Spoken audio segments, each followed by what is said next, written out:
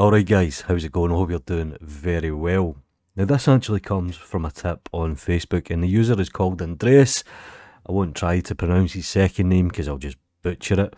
So thank you very much Andreas, and he's actually made an add-on plugin for Octane. So I'll display this at the end, but I want to kind of go through how this actually works in Blender first of all. So as you can see here, I basically have an image texture going into the principal shader, right into the base colour, nothing fancy. Now, generally, if you want to see this, you might need to jump into the render viewport. But of course, if we're working in just the shading, what we can do is we can drop this down and we can change this to flat and we can make this textured. And that's good if you're maybe manipulating polygons or you've already UV mapped. It just saves you going into the render viewport. Now, this also works inside of OctaneRender for Blender, but it's slightly different. And this is where Andreas has made an add-on. So just to quickly set things up, I'll go to new Octane default setup. Let's move this here and let's just quickly go to the object.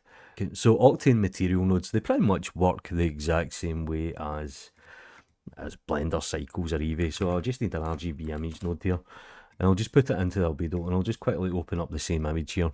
So again, we have the exact same situation as cycles in Eevee, but this time when we go into the viewport shading and we go to flat, and we go to texture, nothing is seen.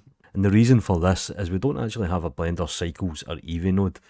So this is where Andreas has wrote an add-on that comes in very handy, to be honest. And if we scroll down here, you can see here, create the Blender image node. So if I select the node and I just press I on the keyboard, what it'll do is it'll copy the node and it'll just make it a Blender image like normal. And now we can see what's going on, so we don't necessarily need to go into the render viewport. And again, this is massive advantages, especially if you're modeling and stuff like this, or you just want a quick visualization. Now another option the add-on has is it's kind of a little bit like Node Wrangler, so it's Control Alt left mouse button and that'll basically do a solo texture. There is a Node Wrangler add-on for Octane, and obviously you have the one with Blender as well.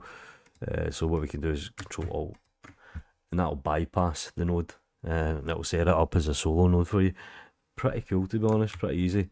And obviously the more you use it, the more you actually reap the benefit of it. So cheers to Andreas for writing that add-on. Now we have a set random colour seed. I'm not entirely sure. I think this might be for instancing perhaps. Not entirely sure what that does. I'll just press it until I find out. Anyway, that's how you can do it inside of Blender and obviously OctaneRender for Blender. Do me a favour guys, all the links are in the description down below. Thank you very much to Andreas for writing the add-on. Take care.